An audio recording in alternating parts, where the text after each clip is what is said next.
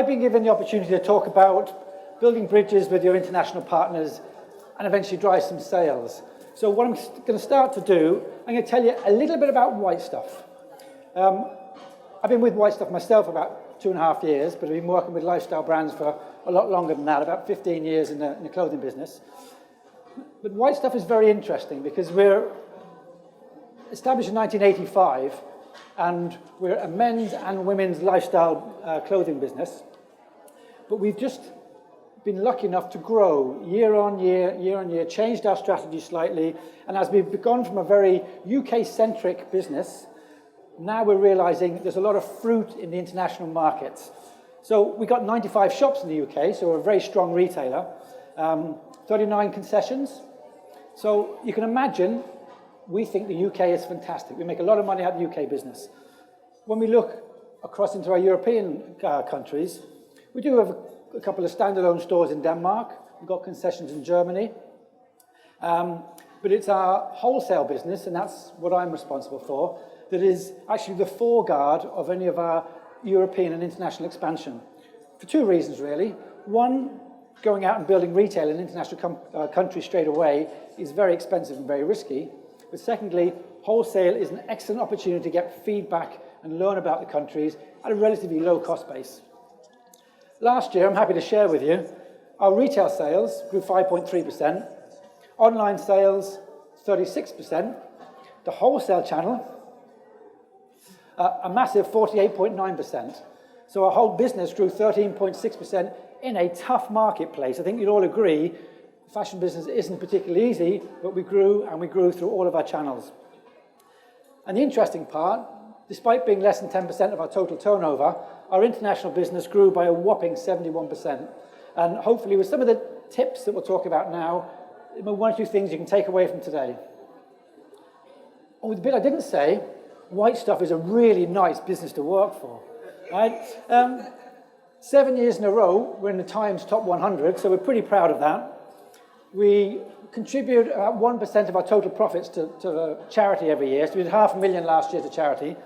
And as far as our retail is concerned, Which magazine, we're 9th on the Which magazine list. So we're a nice place to work. And I was just telling Melissa earlier on, she's very envious, that we actually have official duvet days, free massages, and a doggy policy in the office. So there's lots of lovely stuff about White Stuff. This is what I'm going to do. I'm going to zip through it, but I will ask you, as I go through it, I don't want this to be a lecture. I want it to be a conversation.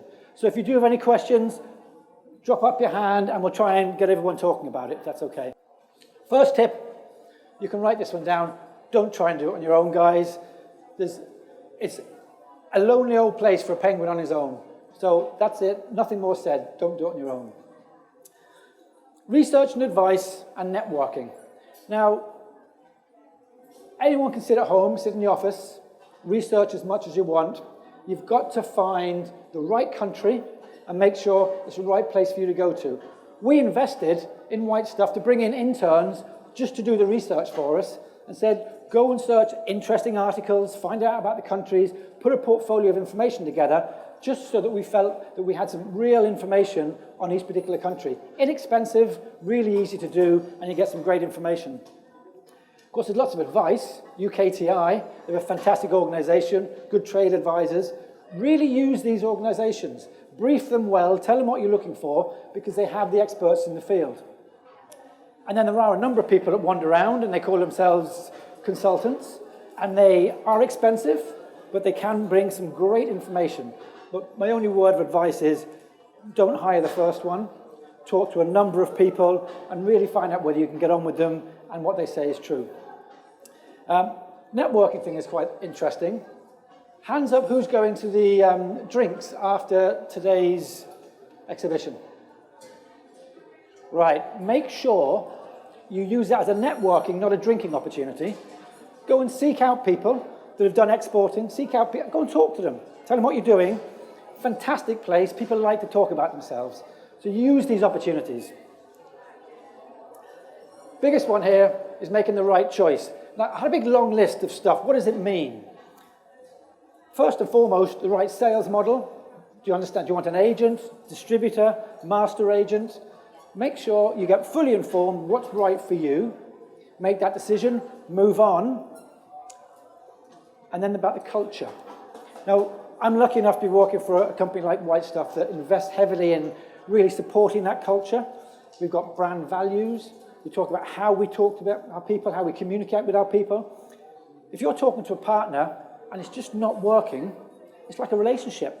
Don't force it. Make sure that you get all of those culture and value issues that are aligned to yourself as a brand or from a company. And the other one who was making the right choice was about resources. Rightly or wrongly, when White Stuff went to the European market, they grabbed a couple of agents and they let them sell the ranges. Now, as we get into a size where we're a lot more demanding of our partners, because internally, we know our stuff, we're professional, we do things right, and sometimes your partners, you just outgrow them. So it's important that you're picking the partners that can grow with you, that they've got the right showroom environment, they've got the right team, they can do the customer service. If you find a massive big agency, and they look great showrooms, and you're only starting out on that journey, could be the wrong decision, because you might be the poor cousin in the corner that doesn't get the showroom space or the attention you want.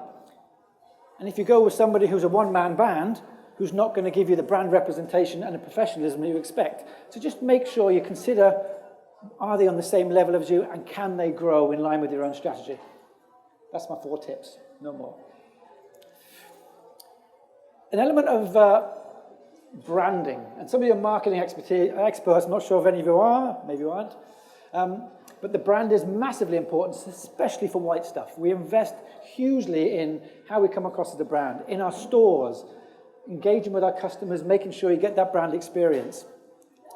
So we spend a lot of time sharing our history with potential partners. White Stuff started off 2 ski buffs skiing around the mountains, decided they like this life, they want to stay in the mountain for a bit longer, so they made a couple of t-shirts, sold the t-shirts, got into sweatshirts.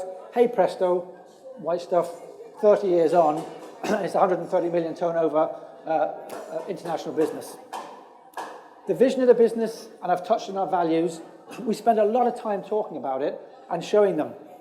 We do all the research, and these are some of the words that people say about White Stuff as a brand. We're witty, we're funny, we're welcoming. Why not share that with our prospective partners? Because they've got to be witty. They're your front face. They're the people that see your customers. Once again, just marry up those same elements of the culture. I've talked a little about what we do with men's and women's, but this part here, seasonally, we all do a brand launch. Hence we're here, we're all selling on a seasonal basis. We run active brand workshops when we get the guys all together. It's your one time within that season to work on an aspect of the brand. So is it how we display it in store? Is it how we build our order book? But really work with that sales team in a really focused workshop. That's the time when the brains are open to take it all in. Every single season we'll come up with a different slant on that. The key workshop is their takeaway from that particular brand event. And then we're lucky, we've got some stores. But every single customer or potential partner will come and we'll show them in the stores. I'll visit our customers with them. We'll bring them to head office, show them the showroom, introduce them to the team. It's an all-inclusive, meet everybody, learn as much as you can about the brand. I'll also do market visits. Get out into the market, go and visit their customers with them, and see what the relationship's like. Are their customers happy to see them? Are they having difficult conversations, easy conversations? You just know if this person is good with people and will do your brand some justice. Right, how do we understand our customers? I've always found it very interesting to ask potential partners to fill out a potential partner form. I know forms sound a bit corporate, but it's the best way of you asking the questions that are important. So you cover every single area, and you'll see by the value of that information that comes back whether it's relevant or not. I've had forms come back with their name and their address. That just goes into the don't talk to them again. But if you get a really well completed form that touches on all those areas, then suddenly, oh yeah, this is the person I'm gonna want to do some business with. This bit here about finding out what they want to do, seasonal timings, for example, we will launch into Canada for Spring 16. But that conversation has been going on since November last year to find out about when do they need their samples, when are their sales windows, When do we need to ship the product to get it to market on time? All those considerations that for short-reach countries like Europe, we didn't have to worry about. 3 days, there you go. But the considerations about the timings were really important. Markup in pricing. When we talk about the expectations in the UK of the markup, much higher in Europe, and even higher the more northern Europe you go. So all of those questions need to be asked within that document. Terms and conditions, payments. Our German customers used to like to pay within 14 days, and we've standard 30 days payment terms. So suddenly they're stretching out to 30 days, and we go, oh, if in Ireland, on the other hand, I'm Irish, by the way, so it'll be nice. My Irish customers have 30 days, but they like to pay in 90. So go figure. But there is a sort of coming together of all of that to understand that when you look at your full portfolio of international partners, they are your eyes and ears in the marketplace. And as long as you have a really clear understanding what the key questions are that make your business work, then it makes life a hell of a lot easier. This is the bit I like, because it comes down to the customer. Now, within a partnership, as a brand, we choose our partners to sell the product and represent us in the marketplace. Just by nature of the beast, you're not in contact with those people as much as you would be with a domestic sales team, who you'll see every day, you work on a week-to-week basis with. So it's really important that that relationship is ring-fenced. So from the very early stages, you've got to really make sure, and we've learned by making mistakes, about having a contract in place. When I joined White Stuff, we had about 80 French customers. And the expectation in the business was every French customer should sign a terms and conditions. And in those terms and conditions is payments, deliveries, returns, every aspect of it. There were 3 French customers that had signed terms and conditions. Reason being, our terms and conditions document was 11 pages written in English. So our French agent was going, thanks for the order, could you sign this? Boom! And most of the French customers are saying, no. Is that fluent? Fluent in French. So it didn't work. We had to change that. We now have a 2-page document in local language, and we've got 95% compliance from every one of our French customers, and our German customers, and our Dutch customers. So it's making it easy for them to do business with us. So once we get that compliance in place, then it allows us to turn up the heat slightly to say, right now, we'd like you to start working with the brand, representing it better in store. So we have a brand strategy. So we present our brand strategy to all of our customers and all of our partners. And in that, we have distribution types, we have customer types. So our distribution, we break it out into 7 different categories. At the top, we have department stores. And not at the bottom, but we'll just say on the list, we have destination stores. And everything in between is independent boutiques. We have multiples. We have menswear stores. We have footwear stores. So we break out all those distribution types. And we're very clear as to where we'd like to deliver. Within those distribution types, we have customer categories. So we have A, Bs, and Cs, gold, silver, bronze, whatever you want to call them. So if you think of the UK market, let's think of our department stores.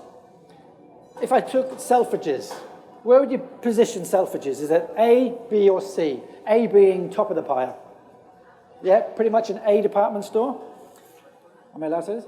If you took Debenhams, it's probably in the C category because they're less brand precious, a little bit less precious about price points, whereas from our brand perspective, we like John Lewis because it's pretty much in the middle there. They respect the brands, they pay their bills on time, and they're good about brands. So that type of distribution policy we roll out to all of our international countries, and within that we have a detailed discussion as to who in their marketplace fit in within that. It does help a lot because I approve every single new account. Comes across my desk. If it doesn't fit into criteria, it doesn't get approved. It sounds a bit draconian, but that's how precious we are. If our partners truly understand where we want to position it, what that customer should look like, what the brand adjacencies are, then it makes it easy. They won't submit one that isn't right. So the more clear you are with your brand strategy, and you've set out that garden fence, and you know who your customer is, the less aggravation, and the less busy you are putting fires out. So we've started from a very, let's go out and develop an international business, to now having international partners that want to work in a professional way, understand our distribution, understand our brand, and you know what? They actually quite like our brand. So we try and live the brand to the extent that when I go to the marketplace, I don't want to sit in the showroom and talk about figures. I want to get out there, see their customers, understand what their customers can do. Are they meeting compliance? Will they get to minimum orders? There's lots of stuff that you do in the field and get close to that particular partner. This one I thought was quite interesting because I report into our board and they're very anxious to grow our business further. And what level of growth are we doing? And they're not really very patient. Well, is any boss patient? But you do have to be patient because as you develop relationships and open up partnerships, it's really important that you understand what that journey looks like. It's not going to happen overnight. Our new Canadian partners for Spring 16, we've got a 3-year rollout plan with them. We'll review it on an annual basis, but you know what? It's that 3-year period I'm looking at, not looking at the first 6 months. We're also launching with a new partner in Belgium for Spring 16. Exactly the same thing. We set it out over 3 years. First review period is 3 seasons in, where they've bought, delivered, bought. So once that structure's outlined, I can then bring all of that, drop it back into our forecast, put it into our board reports and say, don't come to me after 6 months and say, we're not doing £1 million in Belgium, because in fairness, we'll do £1 million in Belgium in 3 years' time. So be a bit patient, because it does take a little bit of time.